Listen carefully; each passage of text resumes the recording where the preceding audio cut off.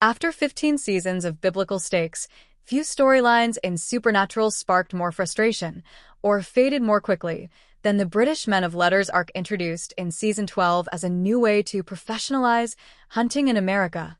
The UK faction promised worldwide lore, exotic gadgets, and fresh, ethical dilemmas.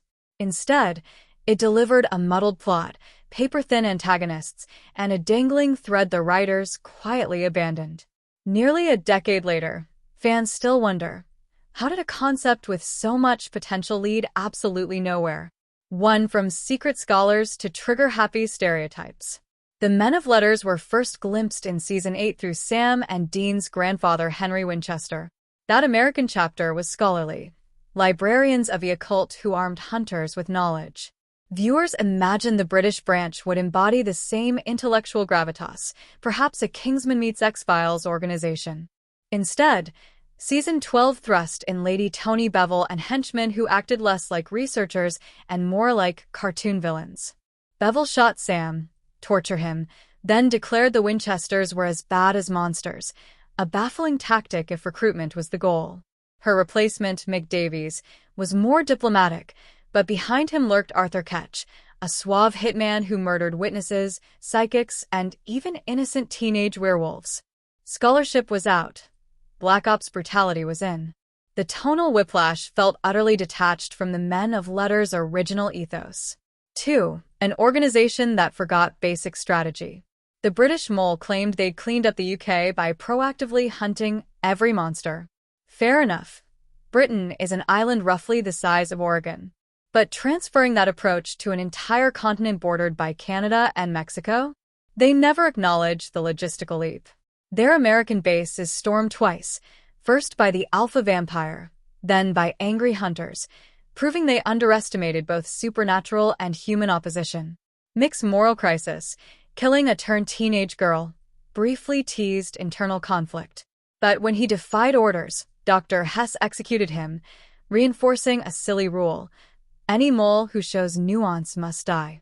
With leadership so fanatically rigid, the organization felt less like a global think tank and more like a Saturday morning cartoon guild. 3. Wasted potential and sudden exit. Beyond cool accents and high-tech weapons, the arc offered intriguing possibilities. Global lore. How do other countries manage vampires, jinn, or leviathans? Ethical debate. Do ends justify means? Could Sam's research or Dean's pragmatism reshape British doctrine? Hunter politics. A genuine culture clash between DIY American hunters and bureaucratic Brits. Instead, Season 12 ends with Sam rallying a half-dozen hunters who blow up the mole compound. Dr. Hess's ultimatum, assimilate or eliminate, evaporates. By Season 13, the British Men of Letters might as well have never existed, surfacing only once when Ketch mails a single hyperbolic pulse generator, a MacGuffin Michael promptly melts. 4. Why it still stings. Supernatural survived for 327 episodes by escalating threats. Demons, Lucifer, the darkness, even God. After literally fighting God's sister, the writers wisely pivoted to a grounded, human antagonist. But rather than a nuanced organization, viewers got inept villains who never matched the Winchesters' wits or the audience's expectations. The abrupt wrap-up suggests the writers, too, lost faith.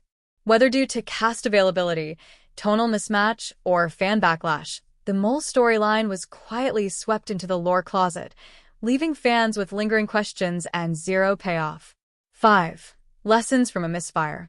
Consistent world-building matters. If an organization is centuries old and scholarly, don't reduce them to mindless hit squads. Respect the protagonist's intelligence.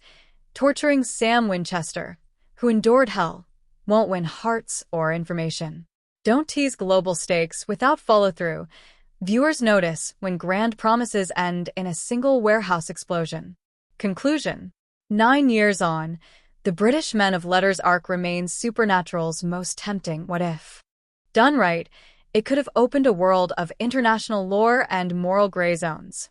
Done wrong, it became a footnote, an antagonist so thin even the show seemed eager to forget them. For a series that prided itself on epic payoffs, This storyline proves that even hunters of Sam and Dean's caliber can't save every lost cause, especially when the biggest monster is inconsistent writing.